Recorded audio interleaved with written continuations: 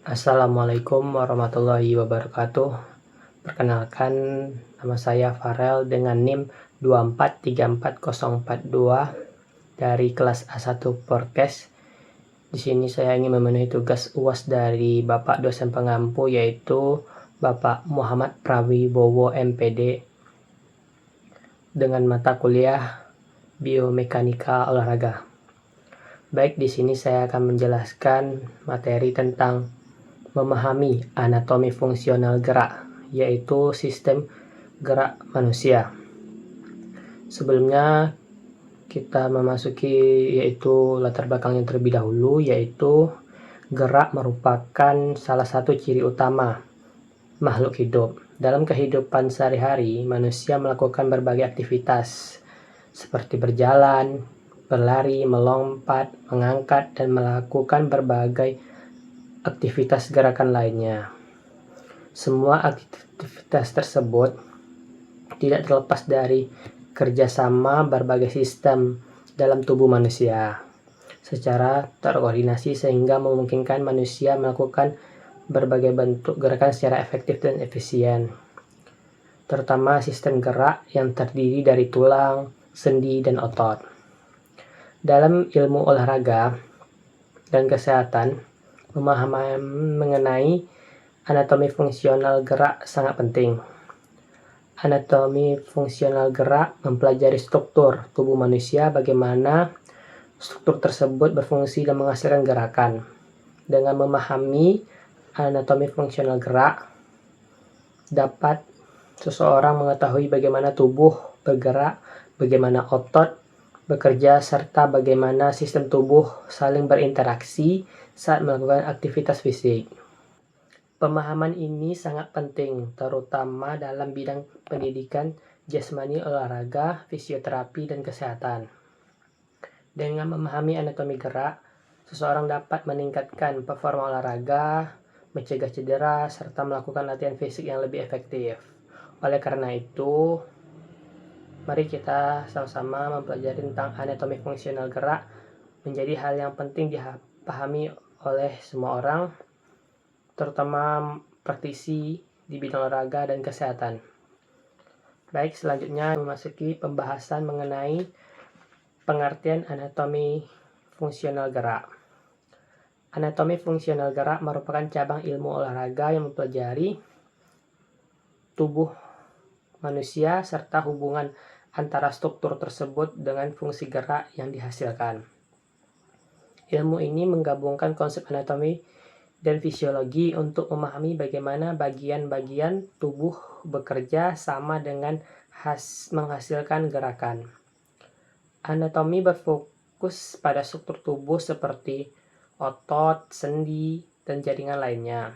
Sedangkan fungsi gerak berkaitan dengan bagaimana struktur tersebut bekerja saat tubuh melakukan aktivitas.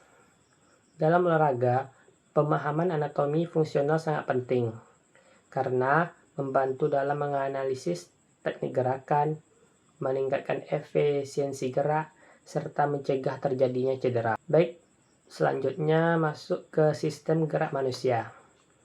Sistem gerak manusia adalah sistem tubuh yang memungkinkan manusia untuk bergerak. Sistem ini terdiri 3 komponen, yaitu pertama tulang, rangka, sendi, dan otot. Ketiga komponen ini bekerja sama secara terpadu untuk menghasilkan gerakan tubuh. Sistem gerak manusia terbagi menjadi 2 bagian, yaitu yang pertama sistem gerak pasif, yaitu tulang dan sendi. Yang kedua sistem gerak aktif, yaitu otot. Tulang dan sendi berfungsi sebagai alat gerak pasif karena tidak dapat bergerak tanpa bantuan otot. Sementara itu, otot berfungsi sebagai gerak aktif karena mampu berkontraksi sehingga menghasilkan gerakan. Baik, yaitu selanjutnya tulang sebagai alat gerak pasif. Tulang merupakan jaringan keras yang menyusun rangka tubuh manusia. Tulang berfungsi sebagai penopang tubuh, pelindung organ vital, tempat melekatnya otot, serta membantu proses pergerakan tubuh.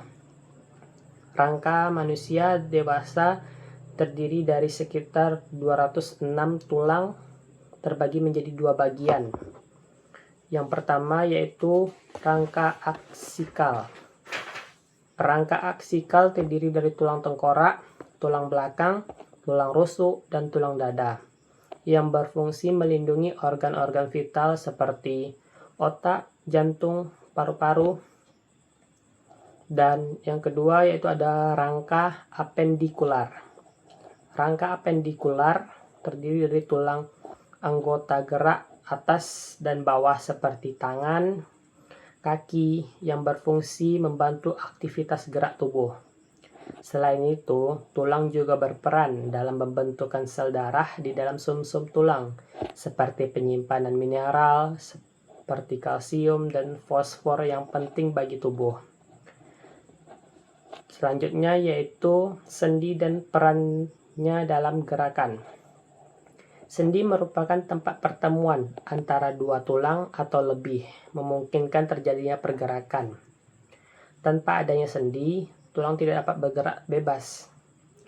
Berdasarkan kemampuan gerakannya, sendi dibagi menjadi 3 bagian, yaitu yang pertama sendi mati, atau disebut synartorisis. Sendi yang tidak dapat bergerak, contohnya sendi pada tulang tengkorak. Yang kedua yaitu sendi kaku, yaitu amfiartorisis. Sendi yang hanya dapat bergerak sedikit, contohnya sendi pada tulang belakang. Selanjutnya, yang ketiga yang terakhir yaitu sendi gerak, diartosis. Sendi yang memungkinkan gerakan bebas seperti sendi lutut, sendi siku, dan sendi bahu. Sendi gerak juga memiliki beberapa jenis berdasarkan arah geraknya, seperti sendi engsel, sendi peluru, sendi putar, sendi pelana, dan sendi geser. Selanjutnya yaitu ada otot sebagai alat gerak pasif. Selanjutnya yaitu ada otot sebagai alat gerak aktif. Otot merupakan jaringan tubuh yang berkontraksi dan berelaksasi sehingga menghasilkan gerakan. Otot bekerja dengan cara menarik tulang sehingga memungkinkan tubuh melakukan berbagai aktivitas. Berdasarkan jenisnya, otot dibagi menjadi 3 bagian, yaitu yang pertama otot rangka. Otot rangka yang melekat pada tulang dan berfungsi untuk merekatkan tubuh secara sadar. Yang kedua ada otot polos. Otot yang terdapat pada organ dalam seperti usus dan lambung dan bekerja secara tidak sadar. Yang terakhir yaitu yang ketiga, otot jantung. Otot yang terdapat pada jantung dan bekerja secara otomatis untuk memompa darah. Selanjutnya yaitu kerjasama sistem gerak dalam tubuh. Gerakan tubuh manusia terjadi karena kerjasama antar tulang, sendi, dan otot yang dikendalikan oleh sistem saraf. Ketika seseorang ingin melakukan suatu gerakan, otak akan mengirimkan sinyal melalui saraf ke otot. Otot kemudian berkontraksi dan menarik tulang untuk melalui sendi sehingga menghasilkan gerakan. Contohnya, ketika seseorang menekuk siku, otot bisep akan berkontraksi sementara otot tricep akan berelaksasi. Sebaliknya, ketika siku diluruskan, otot tricep akan berkontraksi dan otot bisep akan relaksasi. Proses ini menunjukkan adanya koordinasi antara berbagai komponen sistem gerak dalam tubuh manusia. Baik, selanjutnya yaitu ada gangguan pada sistem gerak. Yang pertama yaitu fraktur atau patah tulang. Patah tulang atau retaknya tulang akibat benturan keras seperti kita mengalami kecelakaan ataupun cedera pada saat pertandingan. Yang kedua yaitu ada osteoporosis, yaitu penurunan kepadatan tulang sehingga tulang mudah rapuh. Contohnya sering terjadi pada lansia dan umur yang telah lanjut. Yang ketiga yaitu kesleo atau sprain, cedera pada ligamen akibat gerakan yang berlebihan. Contohnya pergelangan kaki terkilir saat bermain futsal, bola kaki, dan olahraga yang lain. Yang keempat yaitu kram otot. Kram otot, kontraksi otot yang terjadi secara tiba-tiba dan menimbulkan nyeri. Contohnya kram betis pada saat berenang atau berlari. Baik, contoh selanjutnya yaitu contoh sistem gerak dalam kehidupan sehari-hari.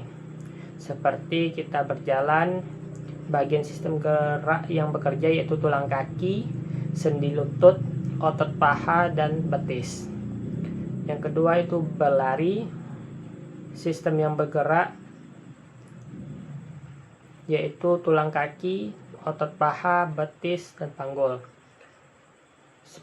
Selanjutnya yang ketiga yaitu menendang bola, sistem gerak yang bekerja yaitu otot paha, lutut, dan tulang kaki. Naik tangga, otot yang bekerja. Selanjutnya naik tangga, sistem gerak yang bekerja yaitu otot paha, betis, dan sendi lutut. Baik, kesimpulan dari sistem gerak manusia yaitu merupakan sistem yang memungkinkan tubuh untuk melakukan berbagai aktivitas melalui kerjasama antar tulang, sendi, dan otot, dan sistem saraf. Tulang berfungsi sebagai alat gerak pasif, sedangkan otot untuk sebagai alat gerak aktif.